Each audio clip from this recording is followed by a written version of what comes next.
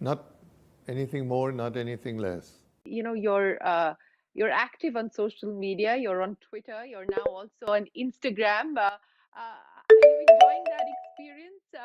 And you said previously that there's nowhere to escape from the virus and from the pandemic. But with the vaccination and hopefully with the world opening up, where would you like to escape to?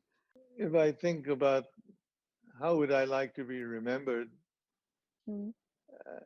I would like to be remembered as a person who was able to make a change,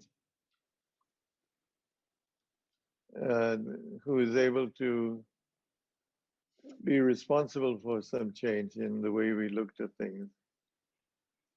As I can't really say because I have a feeling that that's going to just happen one day, where you become the innovator of something that people have talked about uh, but not done, and you have found that little alley that enables you to do something which people thought was unviable and not possible.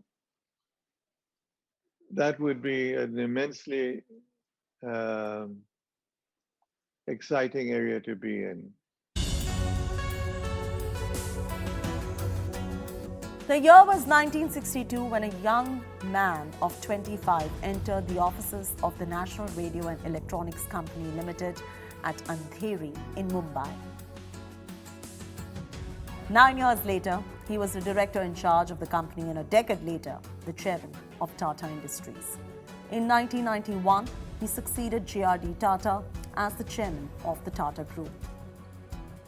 The youth was Ratan Tata, fresh out of Cornell University, armed with a bachelor's degree in architecture, more than ready to enter and learn as he would rise from the lowest rungs in one of India's most hallowed industrial houses.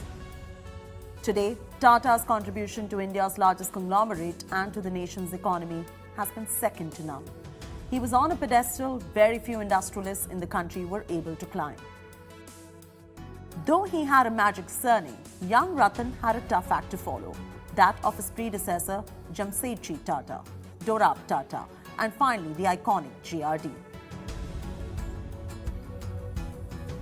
Ratan Tata took on the challenge, and by the time he retired in December 2012, Tata Group's financials spoke loud about the impact he had.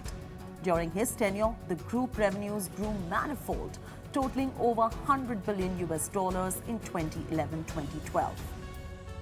Ratan Tata identified the opportunity which the liberalization of the Indian economy provided and began restructuring the Tata Group in 1991.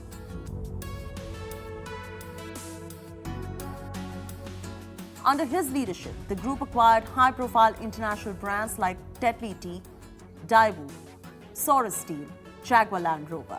He was also the man behind Tata Nano, the company's small car project, which he hoped would give wheels to the middle class. The journey, however, was not easy and tested his mettle at every turn. First, he had to deal with his Sardaps, a legacy left by his uncle J.R.D. Tata. Rusi Modi lorded over Tata Steel. Darbari Seth was the final voice at Tata Tea and Tata Chemicals. Ajit Kerkar was the force behind Indian Hotels, and Nani Palkiwala was the man behind ACC. Each considered these companies their fiefdoms and looked at Ratan Tata as another outsider they had to deal with.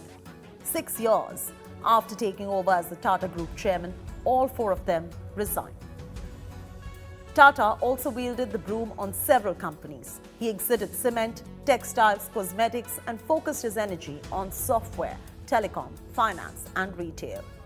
Finally, after serving as the group chairman for 21 years, Tata retired in December 2012. He had spent 50 illustrious years with the Tata Group. An avid aviator, Tata was awarded the Padma Vibhushan, the country's highest civilian honor, by the Government of India in 2008. The humble industrialist was also known for his philanthropic work. Till his death, he served as the chairman of the Tata Trust